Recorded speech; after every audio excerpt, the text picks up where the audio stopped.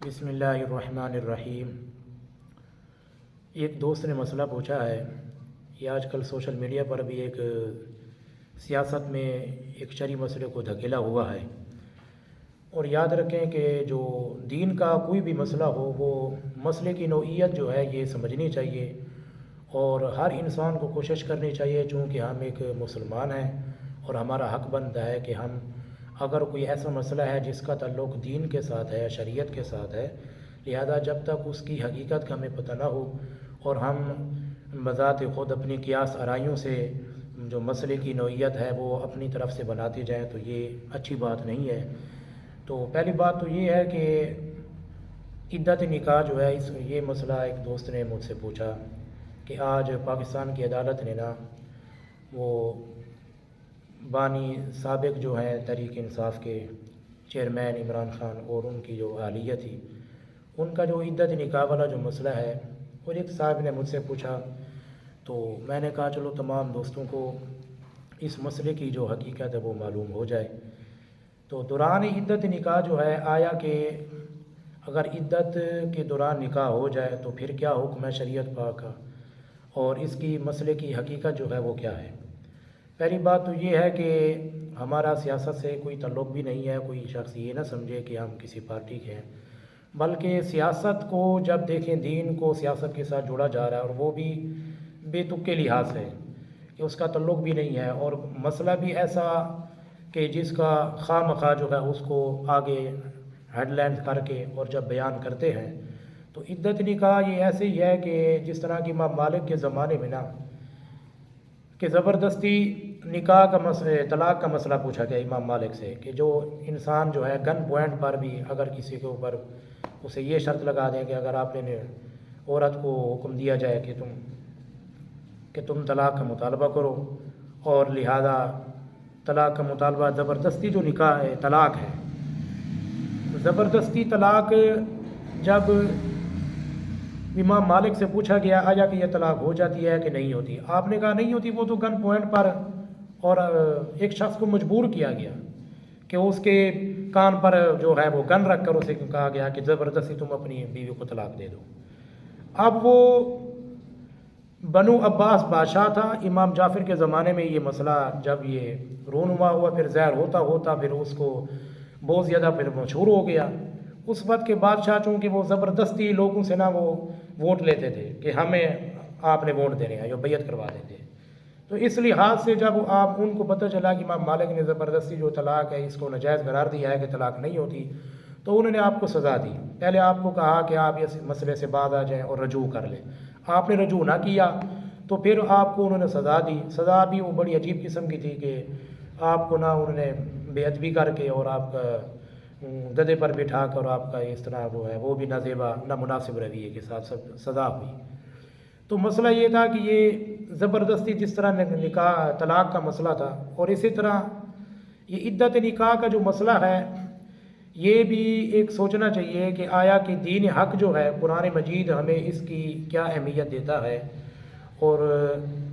عدت نکاح کے دوران اگر نکاح ہو جائے گا تو پھر اس کی کیا سزا ہے، اگر نہیں ہوگا تو اس کے میں حکم کیا ہے۔ تو قرآن مجید برہان رشید کی آیت ہے وَاسْتَشْهِدُوا شَهِیدَیْنِ مِن رِجَالِکُم، یہ قرآن مجید کی تفسیر ہے تبیان القرآن، یہ شیخ الحدیث دارالعلوم نعیمیہ علامہ غلام رسول سعیدی جو ہیں تبیان القرآن کی، یہ انہوں نے تفسیر لکھی ہے، اور اس میں انہوں نے وَاسْتَشْهِدُوا شَهِیدَیْنِ مِن رِجَالِکُم فَإِن لَّمْ يَكُونَا رَجُلَیْنِ فَرَجُلٌ وَامْرَأَتَانِ مِمَّن تَرْضَوْنَ مِنَ الشُّهَدَاءِ، اور اپنے مردوں میں سے 2 گواہ بناؤ، پھر اگر 2 مرد نہ ہوں تو 1 مرد اور 2 عورتیں ان گواہوں میں سے جن کو تم پسند کرتے ہو۔ اب اس لحاظ سے عورت کی جو شہادت ہے کہ آیا کہ عدت نکاح کے دوران پہلی بات تو یہ ہے کہ عورت کی گواہی قبول کی جاتی ہے۔ عورت جو ہے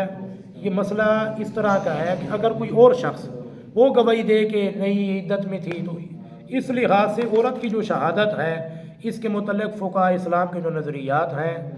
وہ یہ بیان کرتے ہیں کہ زنا کے اسباب کے لیے 4 آزاد مسلمان مردوں کی گواہی ضروری ہے، اور اس میں عورتوں کی گواہی جائز نہیں۔ اور آگے انہوں نے لکھا کہ تمام علماء کا اس پر اجماع ہے کہ قرض اور کاروباری معاملات میں ایک مرد کے ساتھ دو عورتوں کی شہادت جائز ہے۔ علامہ ابن حمام نے لکھا کہ فقہائے احناف کے نزدیک مالی حقوق کے علاوہ مثلا نکاح، طلاق، وصیت، عدت، حوالہ، وقف، صلح وغیرہ میں بھی ایک مرد کے ساتھ دو عورتوں کی شہادت جائز ہے۔ یعنی حدود اور قصاص کے سوا تمام معاملات میں ایک مرد کے ساتھ دو عورتوں کو گواہ بنانا جائز ہے، اور اس طرح وہ تمام امور جن پر مرد مطلع نہیں ہوتے، مثلا حیض، عدت، رضاعت، ولادت، بکارت اور عورتوں کے عیوب وغیرہ، ان میں صرف ایک عورت کی گواہی بھی جائز ہے۔ اب یہ ایک مسئلہ ایسا عدت کا کہ اس میں عورت کے علاوہ اور کوئی شخص جو ہے وہ گواہی نہیں دے سکتا، نہ اس کی گواہی معتبر ہوگی۔ اب یہاں پر جو ہے ایک حدیث پاک بخاری کی روایت ہے، عقبہ بن حارث کہتے ہیں کہ میں نے ایک عورت سے جب نکاح کیا تو ایک لونڈی آئی،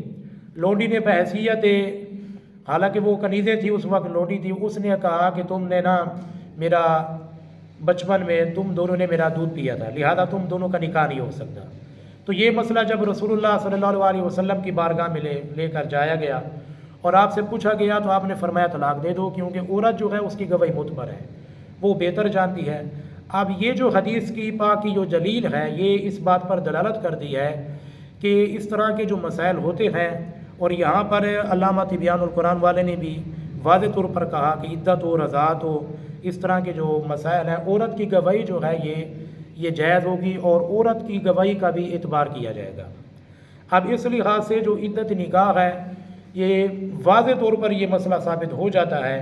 کہ عورت جو ہے یہ اس کا تعلق ہے۔ اگر کوئی اور عورت سے ہٹ کر کوئی گواہی دیتا بھی ہے تو لہذا اس کی یہ گواہی نہیں مانی جائے گی، اور حالانکہ خاور مانے کا جو ہے اس کے سابقہ شوہر وہ یہ کہہ رہے ہیں کہ میری جو بیوی ہے، سابقہ بیوی تھی بشرا بیوی، اس کا وہ بہت زیادہ اچھی تھی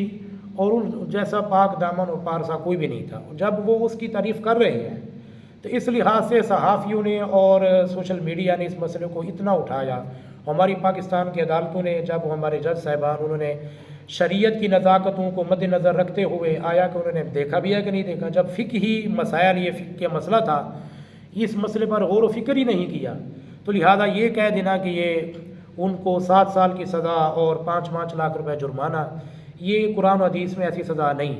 قرآن و حدیث میں اور فقہ کے اندر اتنا مسئلہ ہے کہ اگر کسی کا ہو بھی جائے تو زیادہ سے زیادہ وہ گناہ ہے، اور گناہ سے اوپر کہیں پر یہ حدود، حد جو ہے یہ نہیں، کیونکہ قانون الحدود تندری ہو بالشبہات، شبہات کی وجہ سے حدود اللہ وہ جاری نہیں ہوتے۔ مثال کے طور پر اب ایک شخص جو ہے اس کا نکاح ہوا، ان کا ایجاب و قبول ہوا ہے نکاح کے دوران، اور گواہ نہیں تھے، اب لہذا ان کا نکاح جو وہ ہو گیا ہے۔ اب گواہ چونکہ نہیں بھی ہوئے، فقہا اب یہاں پر کہہ رہے ہیں، اس لحاظ سے جو عدت کا مسئلہ تھا، اگر مثال کے طور پر عورت اگر کہہ بھی دے کہ واقعی میرا نکاح ہوا ہے، پھر تو صاف ظاہر وہ گناہ گار ہے۔ جب عورت کی گواہی قبول کی جا رہی ہے، وہ کہتی ہے کہ نہیں ہمارے عدت میں نہیں ہوا، اور اس طرح کے مسائل بغیر کسی دین کی سمجھ کے اور بیان کرنا میرے خیال میں شریعت کا بہت زیادہ مذاق ہے، اور ہمارے دنیا دار لوگوں کو شریعت سے ہٹ کر اس طرح کی باتوں سے پرہیز کرنا چاہیے، یا تو مسئلے کی جو صحیح نوعیت ہے اسے بیان کرنا چاہیے۔ جب وہ مسئلہ، پہلے بات تو یہ ہے کہ صحیح طور پر بنتا بھی ہے کہ نہیں بنتا، پھر اس کی جو حقیقت ہے وہ بیان کر دینی چاہیے، اور ایک مسئلہ ایسا ہے جس کی حقیقت بھی نہیں ہے اور صحیح طور پر اس کی کوئی نوعیت بھی نہیں، اور لہذا جو موجودہ سیاست ہے، اس سیاست کے ساتھ دین حق کو کسی قسم کے مسائل اور فقہ کے لحاظ سے نہ گھسیٹا جائے، یہ شریعت کا مذاق ہے۔ اللہ تعالی ہم سب کو دین حق سمجھنے کی توفیق عطا فرمائے۔